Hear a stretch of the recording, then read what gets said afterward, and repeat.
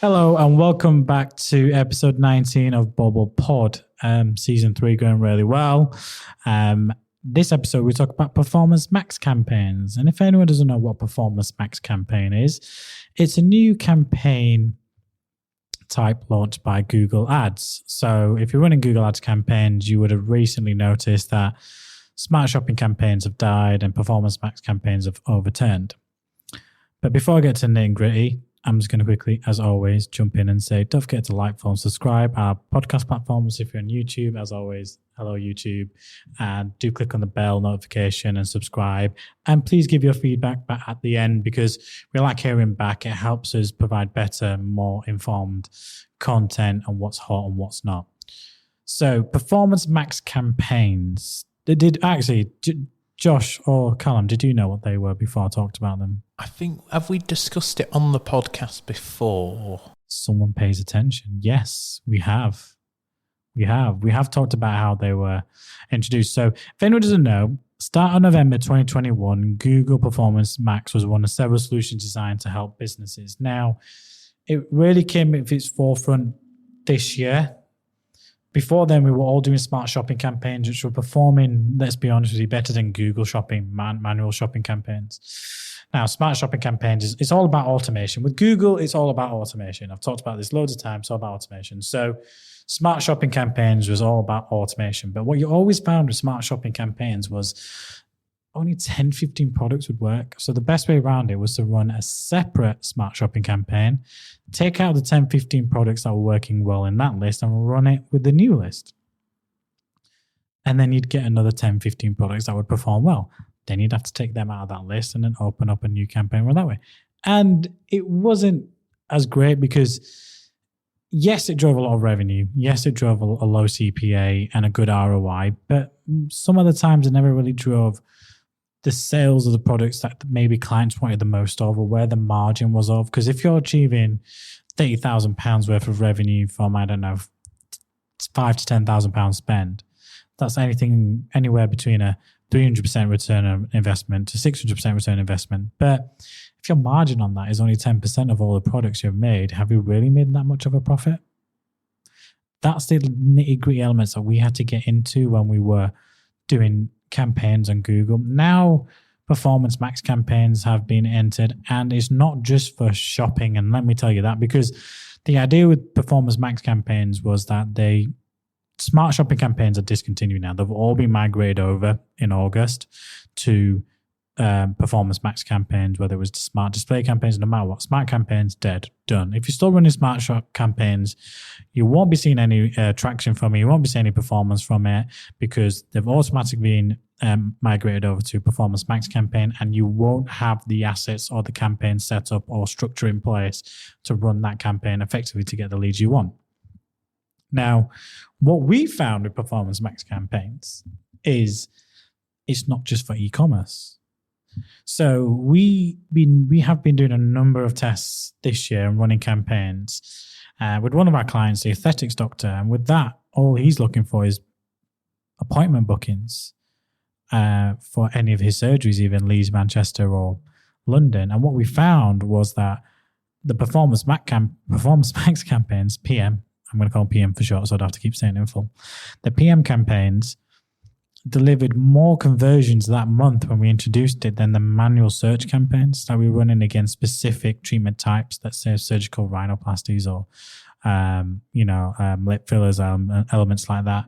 So that did better. But then the same thing came back from the client. I want more of these particular types of, bookings, whereas Performance Max campaigns really focuses on everything that you do. So again, it's all automation. It understands, it's an algorithm. It understands who your customer is, who's integrating, who's interacting with the ad. But these ads aren't just in Google. It's not just in the shopping feed. These ads are in display. These ads are in mobile, in app, on YouTube, in pre-roll. It's across all of Google's platforms. And it's basically like a one campaign fits all approach. Like all you need to do now is run Performance Max campaigns. Now we have multiple campaigns running depending on the setup and the campaign that we're running within that. So for example, we might have performance back campaigns focus on a certain service, and then with keywords and elements and audiences target towards that.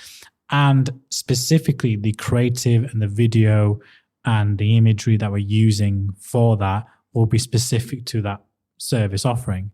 You can have multiple performance max campaigns, but you have to get into the nitty-gritty of the targeting, the keyword elements that relate to that particular service, and making sure the creative matches that as well at the same time. But there's a lot of things you can do with performance max campaigns.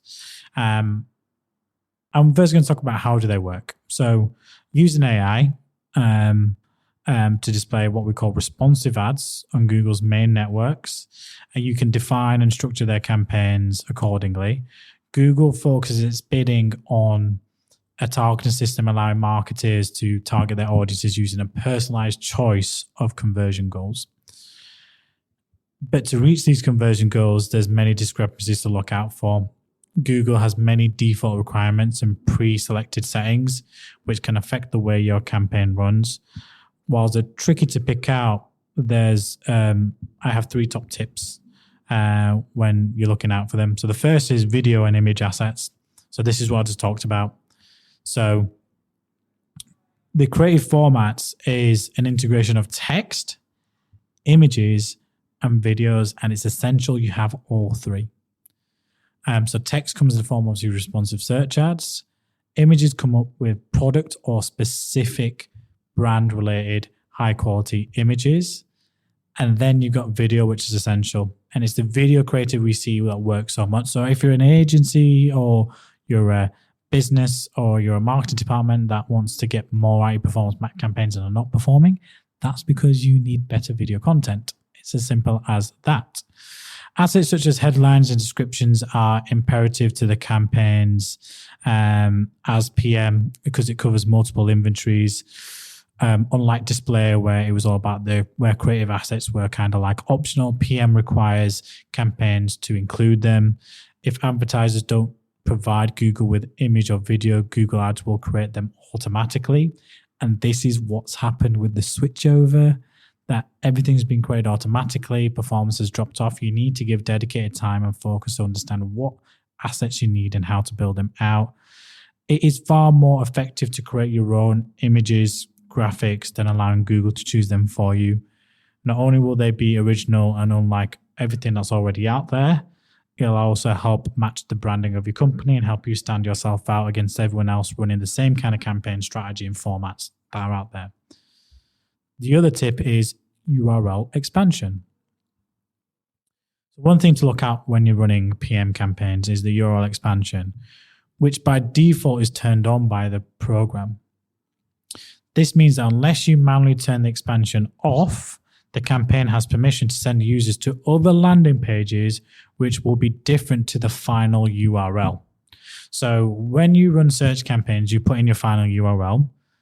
Now, imagine if you put in your final URL to a particular ad. Let's say I was running a campaign for PPC agency leads, but we rank on the top of page 1 for that anyway. If I was to do an ad for that, sorry, a bit of self-promotion there. If I was to do that for a Google ad and we were targeting PPC agency leads and an ad came up, a responsive search ad came up, and the final URL was our PPC page on our website, so Bobble Digital /PPC. Basically, it's like if you run that, but then that URL change into /SEO or /video or /blogs or go into other elements. So basically by having that, what we call the expansion on, because it's automatically enabled on, means that the performance max campaign drives people to other URLs other than the one you're intending it to do. So I would advise turning it off if you only want people to go to this particular URL. Because if that URL has that call to action, the lead form, the whatever data capture is of the product that you want to sell, it's important that that's the one it goes to. So with dynamic ads, however, you can set specific landing pages. I will make that note. Sorry, I had a caveat in here in terms of notes that you can do that. But unlike PM campaigns, you can only set exclusion towards the pages which you do not want the campaign to attract. So the URL, final URL element of PM campaigns isn't that as great as in terms of it's more automated, but you can do manual elements. location settings, which is the third one. On PM campaigns, you can choose whether you would like to have your target audience based on a presence of interest or presence only. I didn't like that. I didn't like how they did that. The wording of that. It can confuse people out. And there's a lot of people out there that manage their ad accounts themselves as, small independent businesses. Whilst presence of interest takes into consideration audience who are both in and interested in your selected location, presence, on the other hand, focuses solely on the selected area. Much like any other default settings, Google automatically selects presence or interest. However, it is recommended that you choose the latter option, presence only. This prevents your ads from being shown to audiences outside your set location, therefore optimizing the advertisement, managing your budget levels, and making sure you're only advertising the area you want. So there'd be no point me running that same campaign around PPC and leads and the wider area if it's being shown down in London when I'm trying to target local companies in leads. So that's basically what it is. So presence or interest means, and it's manually set to that, automatically set to that, means it will show people outside your set location. Presence only means it will only show people within that location. So again, different wordings of essentially the same thing when it comes to elements. So these are three key things you can look at to optimize your performance marketing campaigns right now. There isn't a lot more to offer at this stage. Sorry, that was an ambulance going by. We do get that a lot when we're recording a podcast. We hope they're all right. So we are still learning when it comes to PM campaigns, because we're limited by what we can do. It's not like search campaigns where you can go in and you can set campaigns at broad, exact, and phrase match level. You can manually optimize the bid. You can optimize towards a target CPA or target ROAS. It's a lot different in terms of how you have control over them. So Performance Max campaigns is very automated, very simplistic, user followed, and there are elements to maximize performance out of them. But you need to look beyond Google Ads. You need to start looking at Google Analytics. You need to start looking at, from these PM campaigns, what quality traffic is coming, what's the bounce rate. It comes back to the element where, say, you can lead a horse to water, but it's up to the horse if he wants to drink the water or not. And essentially, that's what all advertising and marketing is trying to drive quality traffic to your website, to your product pages, to encourage people to buy. But that purchase only happens on your website. It's out of our control after then. That's where platforms and tactics like CRO, conversion rate optimization, come into play. So you need to start looking at, if you want better performance from PM, those three key elements I talked about, which is your video and image assets, URL expansion, and your location settings. But you also start need to look at the landing pages which you're driving your users to, because you're spending all that money to drive quality traffic to the site. You want to make sure it converts. You want to look at your Google Analytics, and you should be on GA4 by now. If you have not set up GA4 on your account, you're going to have less than 12 months of data. That switch happens in June 2023. So if you're not using GA4 for your tracking and moving away from Universal Analytics, GA3, GAU, however you want to call it, you should be moved over. So you need to be looking at your GA4 data as well, the conversion value, the cost per lead, the goal completions in that, what's coming from PM campaigns. Are you running multiple PM campaigns on different services? What's working, what's not working? What's the bounce rate? What's the user flow? Where are people dropping off? Understanding this level of data will mean from the same level of spend, you will achieve better results. Because we had it with one client, but we started working with them where their drop off from their quote page was 89%. 89% of people getting to that quote page were dropped off. For the same money, by making simple improvements, we got that drop rate down to, I think, below 80%, and conversions went up, and it's cost them nothing more just by making simple changes to their website. So don't always assume when you go into Google Ads that something's not working. Have a look at the fundamental wider elements. Have a look at what is the focus and the strategy of the PM campaign. What services are doing? Are you implementing these three tips that I've just gone through to stop you from being expanded out and wasting budget to things you shouldn't be wasting your budget to? Does the content on the ads represent the content on the website, and vice versa? And more importantly,